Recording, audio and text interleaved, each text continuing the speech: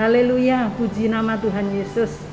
Selamat pagi bagi semua saudara yang pagi ini menerima berkat di dalam renungan sarapan pagi hari ini. Saya berikan judul yang sesuai dengan tema kita tentang kemerdekaan, yaitu kemerdekaan yang disertai dengan perjuangan. Sebuah kemerdekaan selalu didambakan oleh setiap negara dan bangsa, setiap orang. Karena penjajahan itu sangat membuat orang menderita.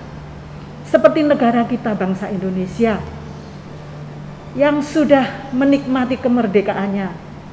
Tidak mudah ya saudara, melalui perjuangan para pahlawan yang sudah gugur di medan peperangan itu demi membela negara dan bangsanya untuk memiliki sebuah kemerdekaan. Ada musuh yang tak terlihat oleh mata jasmani kita, yaitu penguasa-penguasa di udara, iblis. Dia sudah menjajah seluruh manusia menjadi budak-budak dosa. Puji syukur Tuhan Yesus tampil sebagai pahlawan bukan hanya bagi satu negara, satu bangsa, tetapi Tuhan Yesus menjadi pahlawan bagi seluruh umat manusia, seluruh bangsa di atas muka bumi ini. Dia telah rela mati berkorban demi memberikan sebuah kemerdekaan kepada kita dari penjajahan yang dikerjakan oleh iblis. Puji nama Tuhan Yesus. Nah, melalui renungan pada pagi ini, saya secara pribadi menerima berkatnya. Ada 2 poin yang ingin saya bagikan kepada saudara-saudara semuanya. Yang pertama, kemerdekaan Kristen. Di dalam Galati pasal 5 ayat yang pertama, supaya kita sungguh-sungguh merdeka. Kristus telah memerdekakan kita. Karena itu, berdirilah teguh dan jangan mau lagi dikenakan kuk perhambaan. Puji Tuhan, kita perhatikan 2 kalimat ini. Berdirilah teguh dan jangan mau lagi dikenakan kuk perhambaan.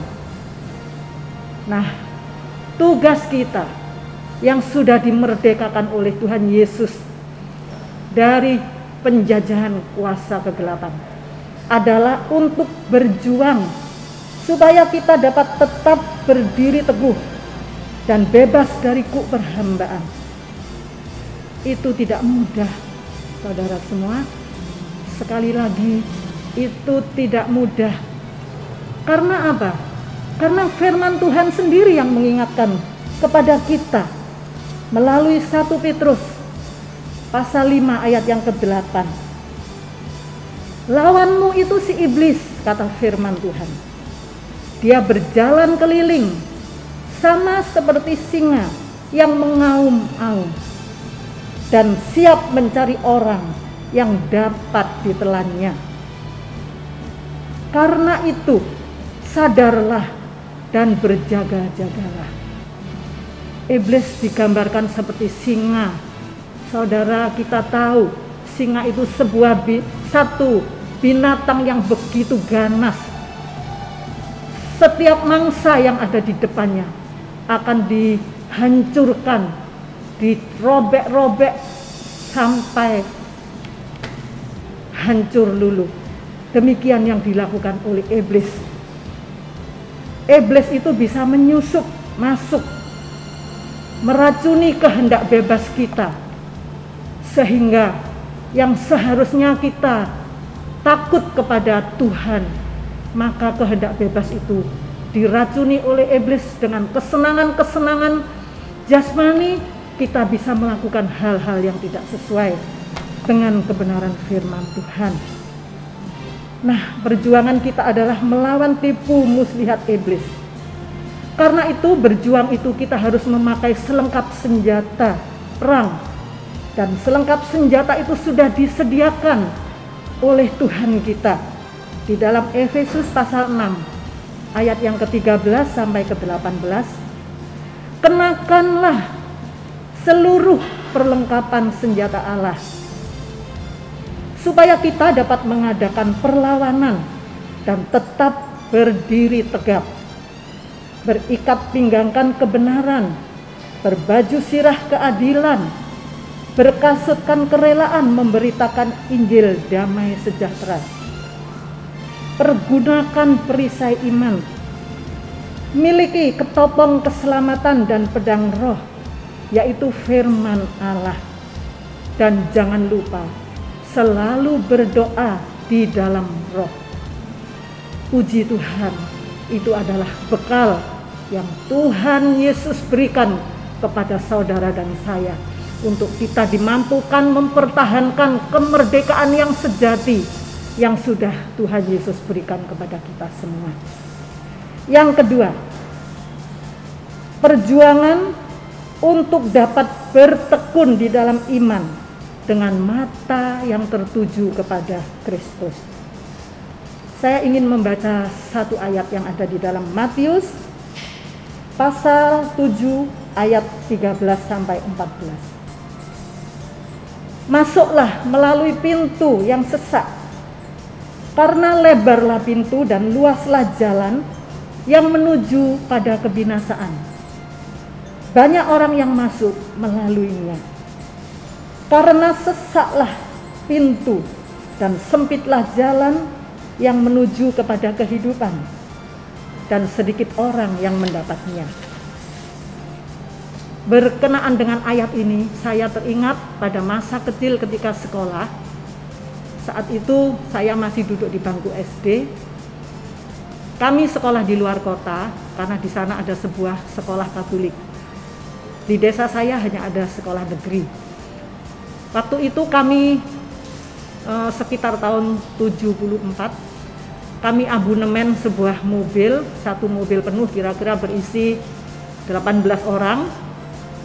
Zaman itu, ya waktu itu masih disebut sebagai oplet. Nah, ketika pulang, hampir sampai di desa kami, mobil itu tiba-tiba mogok. Untuk pulang ke rumah masih kira-kira 2 km lagi, cukup jauh. Lalu kakak kelas kami membawa kami untuk pulang dengan berjalan kaki, tetapi kami harus menyeberang sebuah sungai yang cukup lebar. Di situ ada jembatan darurat yang terbuat dari bambu. Nah, tidak terlalu lebar, gak sampai 1 meter lebarnya, tetapi cukup panjang. Kami harus melalui jembatan itu. Karena kecil dan terbuat dari bambu, ketika kita serombongan itu berjalan di situ, maka jembatan itu terayun-ayun. Dan kami yang masih kecil tidak bisa minta tolong kepada kakak-kakak kelas untuk digandeng atau minta digendong, karena jembatan itu kecil, sesak. Jadi kami harus berjalan satu demi satu. Tidak berani melihat ke bawah karena melihat air yang begitu deras kita takut.